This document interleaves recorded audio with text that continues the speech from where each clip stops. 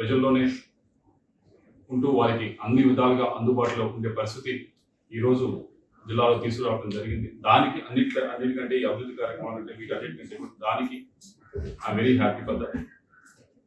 అయితే ఈరోజు ఒక అనిశ్చితి నెలకొంది రాజకీయంగా. దానికి అది అనిశ్చితి క్రియేట్ చేయడానికి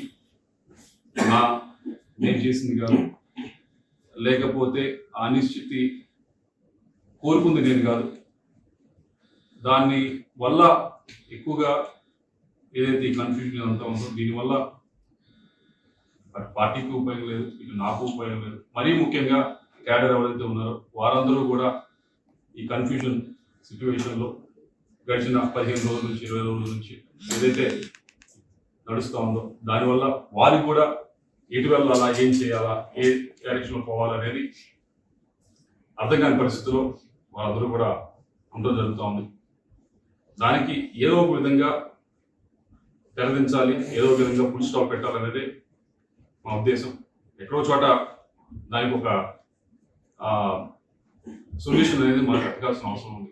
అలా కాకుండా ఇలా వెళ్తే అటు క్యాడర్కి ఉపయోగపడదు, పార్టీకి ఉపయోగపడదు.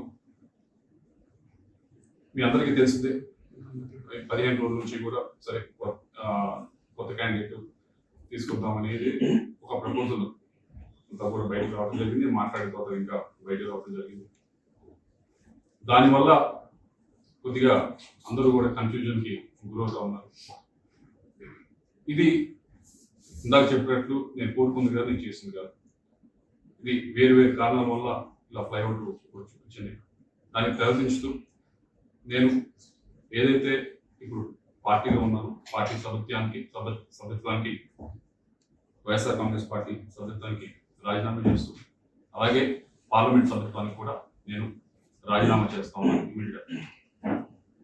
దీంతో అన్న కొద్దిగా ఈ కన్ఫ్యూజన్ అంతా కూడా ఇదంతా కూడా తొలగిపోతుందని చెప్పి ఆశిస్తున్నాను. నాకు ఈ 5 సంవత్సరాల నుంచి కూడా ఎంతో సహకరించారు. అటు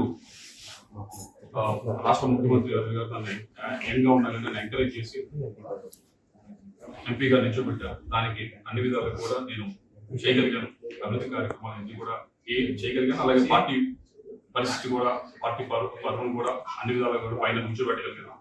అలాగే కేవలం అదే కాకుండా ఎమ్మెల్యేలు కూడా పూర్తి స్థాయిలో ఈ 15 రోజులు చూశారు. మీ అందరూ కూడా ఏ విధంగా అయితే వారు గట్టిగా కూడా ప్రయత్నించారు.